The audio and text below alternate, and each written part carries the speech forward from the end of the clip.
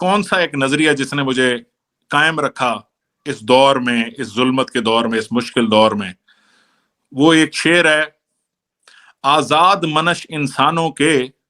دنیا میں ٹھکانے دو ہی تو ہیں، یا تختہ سولی پھانسی کا یا تخت مقام آزادی کا. اس ایک نظریے کو ساتھ لے کے چل رہے ہیں. اور سچ بتاؤں تو میں اللہ سے، میں جیسے ہر وقت میں موت کے لیے بھی تیار ہوں. میں اس کو حقیقی معنوں میں پاکستان کی فلاح کی جنگ سمجھتا ہوں، پاکستان کی حقیقی آزادی کی جنگ سمجھتا ہوں. یہ وہ ایک منصور علی خان کہتا نا لونڈا لپاڑا، بیچارہ خود لونڈا لپاڑا ہو گیا کہہ کے، کیونکہ وہ بیچارے کو جب ریٹنگ نیچے گئی تو اس نے ہلکا ہلکا نون لیگ کو بھی دھونا شروع کر دیا. پھر مریم کا انٹرویو بھی اس نے خود ہی لیک کرایا تاکہ وہ جو ویورشپ ہے نا پرو پی ٹی آئی کی وہ بیچارے کو مل سکے. تو اس چلاکی میں کامیاب تو تھوڑا بہت وہ ہو گیا ہے، لیکن وہ ایک سوشل میڈیا پہ بھی لونڈا لپاڑا پھر رہا ہے. تو وہ جو نا بیسیکلی کو بیچارے کو پتہ ہی نہیں ہے کہ نظریہ کیا چیز ہے. اور نظریہ زندہ رہتا ہے، نظریہ کسی شخصیت میں زندہ ہوتا ہے. نظریہ کتاب میں پڑھے پڑھے کبھی زندہ نہیں رہتا. جب اس نظریے کو کوئی شخصیت اپنے زندگی میں عملی جامہ پہناتا ہے نا تو نظریہ زندہ ہوتا ہے اور نظریے میں جان آتی ہے. اور جس کا تم مقابلہ نہیں کر پا رہے نا، وہ ایک طاقت آپ کے سامنے آتی ہے. وہ جو آزاد لوگ ہیں اپنے فون میں اپنی مرضی سے عمران خان کا ساتھ دیتے ہیں، وہ نکل کے سامنے آتا ہے. تو جب تک یہ نہیں سمجھ آئے گی نا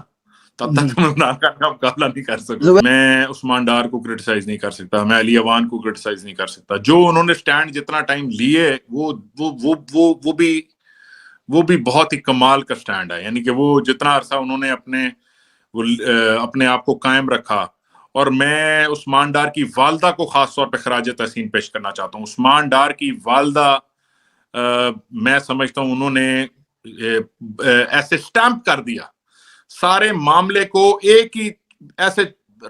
چند گھنٹوں میں انہوں نے جو ہے نا اڑا کے رکھ دیا اور ثابت کر دیا کہ یہ ایک جبری اور اغوا برائے بیان تھا سارا. یعنی کہ ثابت کر دیا کہ جو بھی عثمان ڈار نے بیان دیا وہ عثمان ڈار کا بیان نہیں ہے. جی آپ پہلے سے کافی مشکل میں ہیں، تھوڑی سی مشکل آپ کی بڑھاتا ہوں میں. کچھ لوگوں کے نام بتا سکتے ہیں جن کی وجہ سے آپ کو لگتا ہے کہ چھوڑ کے جانے سے پی ٹی آئی کو زیادہ نقصان ہوا ہے اگر وہ نہ جاتے تو؟ دیکھیں بس میں نے آپ کو کہا ہے کہ میں نام نہیں لیتا، لیکن میں ارلی جو لوگ شروع میں چھوڑ گئے تھے، ایک وہ بالکل پہلے ہفتے کے جو ایگزٹس تھے نا، پہلے ہفتے یا 15 دن کے جو ایگزٹس تھے، وہ بہت نقصان ہوا اس سے پارٹی کو. ایک بات میرا خیال تھا، مطلب میں سمجھتا، میں ایکسپیکٹ کرتا تھا ذرا وہ اس طرح سے، کیونکہ وہ ڈس ایگری کرتے نہیں نا جینونلی، وہ عمران خان کے نظریے سے اس کی کسی بھی بات سے ڈس ایگری کرتے نہیں. پھر اس کے بعد جو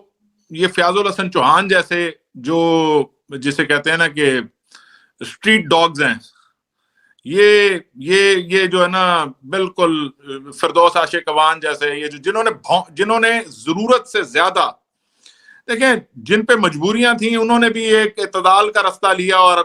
اپنے جو بھی تھا مجبوری کو ظاہر کرتے ہوئے. ایون میں شیخ رشید کو بھی مارجن دیتا ہوں. شیخ صاحب نے بھی ویڈیو میں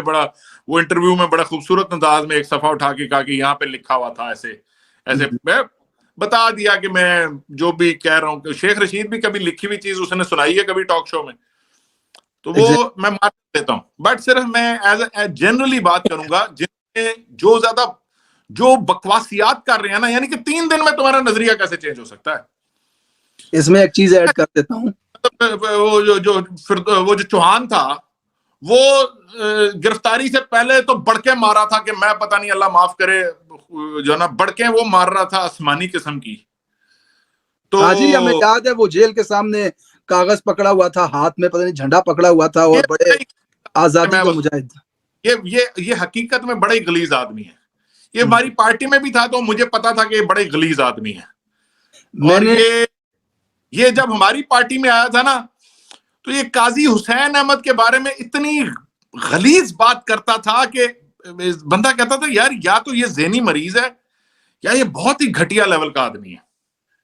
ایگزیکٹلی جس وقت یہ آپ کا منسٹر تھا تب بھی میں اس کے خلاف ویڈیوز بنایا کرتا تھا، جب حریم شاہ اس کے دفتر میں اس کی کرسی پہ جا کے بیٹھا کرتی تھی اور टांग इसकी टेबल के ऊपर रखा करती थी, तब भी मैं इसको क्रिटिसाइज करता था। उसी वक्त हमें पता था ये किस कैलिबर का आदमी है। यहाँ पे हमें एक बड़ी एग्जांपल मिली है जुबैर साहब, मैं आपके साथ शेयर करना चाहूंगा। मैं सोचता हूँ कि हम देखते हैं दुनिया में एहसान फरामोशी का भी एक लेवल होता है, लोग करते हैं दूसरे के साथ धोखा करते हैं, लेकिन कोई ऐसा इंसान जिसे आप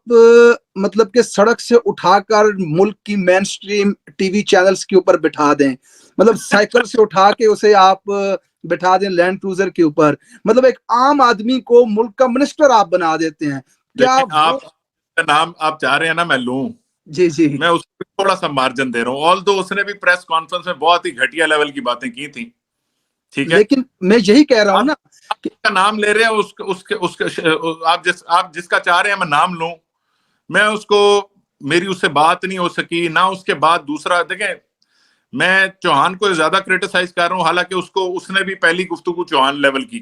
ठीक है, लेकिन मैं उसका नाम इसलिए नहीं लेता, मैं मार्जिन दे रहा हूं क्योंकि चौहान तो खैर उसने तो बकवास सियात जारी रखी है, फिरदौस आशिक अवान ने जारी रखी है,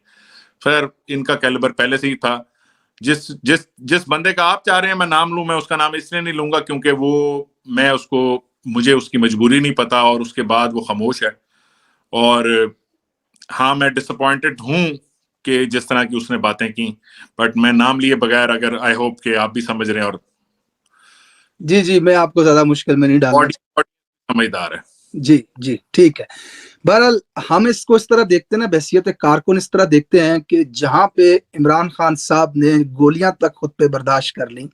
वो आज जेल के अंदर हैं, उनके घर को तोड़ा गया, उनकी 27 साल की मेहनत से बनाई गई पार्टी को उनकी आंखों के सामने किस किस तरह से नुकसान दिए गए, क्या क्या गलीज लालचन उनके ऊपर लगाए गए। बड़ा आसान तरीका था उसके लिए, आराम से मुल्क से एग्जिट कर सकता था और 2 साल बाद कुछ महीनों बाद डील करके नवाज शरीफ की तरह आ सकता था। लेकिन वो लीडर अपने आप को कहलवाता है तो उसने सारी दुनिया के सामने ये साबित किया है कि वो अपने नजरिए पे कंप्रोमाइज नहीं करेगा। फिर उसके बाद आप जैसे लोग, आज आपकी दाढ़ी बालिश से बड़ी हो रही है, ठीक है, बाल आपके कहाँ जा रहे हैं, किस अजियत के साथ आप ये 8 महीने गुजार रहे हैं, और आप जैसे और लोग, मैं अभी उनका नाम लूं, चाहे वो फैसल जावेद हो, कासिम सूरी हो, या खवातीन जरताज गुल हो, कोई भी हो, तो फिर जब हम आप हमाद अजहर है, जी बिल्कुल, महमूद रशीद हैं,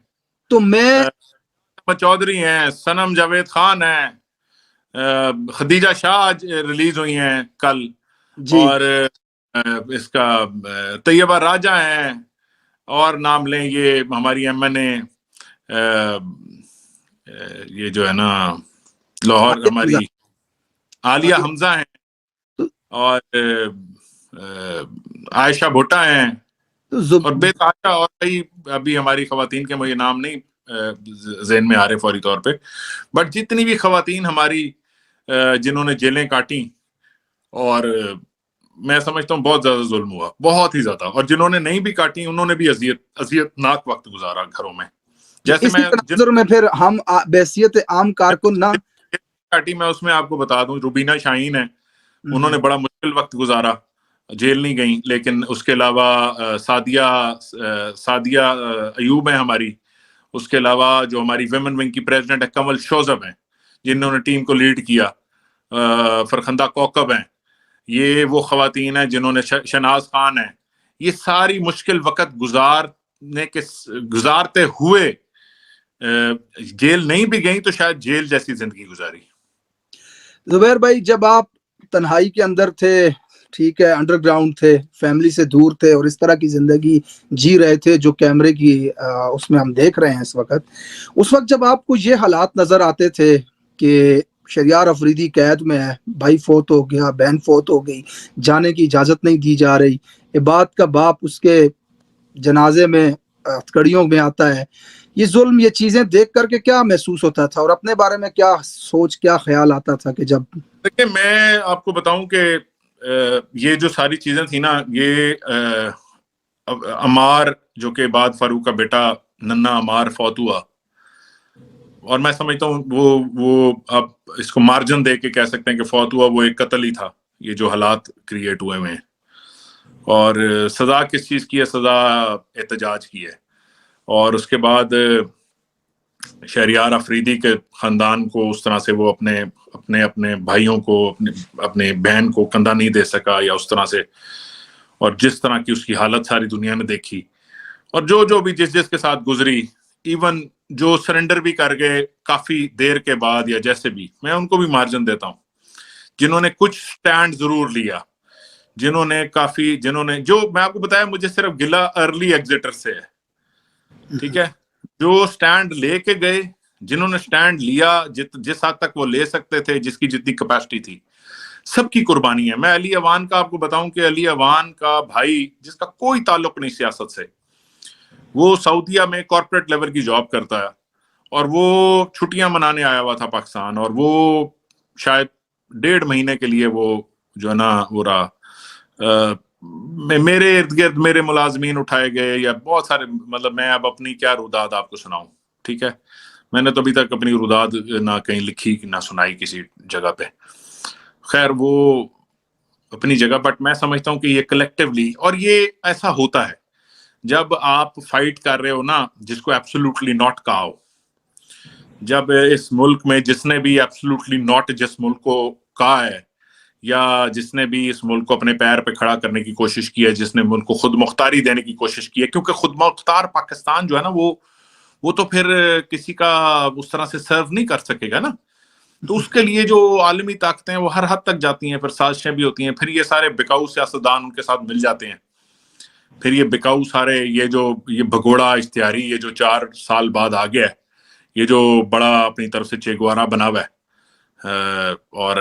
یہ جو اس کی بیٹی پھر رہی ہے، بڑے بڑے دعوے کرتی تھی، جس کو مطلب جس کو بیسک نالج نہیں ہے کہ سائفر ہے کیا، جب اس کے سائفر کے بارے میں کمنٹ سنتے ہیں تو بندہ کہتا ہے یار تیری مہربانی، وہ ایک ایڈ آتا تھا نا، وہ تیری مہربانی، بی چپ کر جاؤں، تو بہرحال، اور شہباز شریف جس پہ مطلب جو نا صرف ایک وہ منی لانڈرنگ کا 22 ارب کا کیس ہے، ٹھیک ہے، مقصود چپڑاسی انہوں نے مروا دیا، انہوں نے وہ نیب کا وہ جو بندہ تھا وہ بیچارہ وہ مر گیا، یہ جو وزیر آباد والا ایس ایچ او مر گیا، ٹھیک ہے، سارے جو نا جو کوئی بھی بندہ جو کبھی بھی ان کے خلاف کسی قسم کا گواہ بن سکتا تھا، وہ سارے مرتے جا رہے ہیں، مقصود چپڑاسی مر گیا۔ پر میرا کہنے کا مقصد یہ ہے کہ یہ خود ہیں، یہ جس طرح اسلام آباد کا آئی جی ہے، اسلام آباد کا آئی جی کے خلاف کرپشن کے خوفناک کیسز ہیں، اب وہ الیکشن کمیشن بھی اسے چینج نہیں کر پا رہا، ٹھیک ہے، اب وہ قائم دائم ہے، وہ تو اس کے لیے تو یہی عید ہے نا کہ سارے غلط کام ایسے بندے سے کرائے جا سکتے ہیں جس کو پتا کہ ادروائز آئی ایم گون،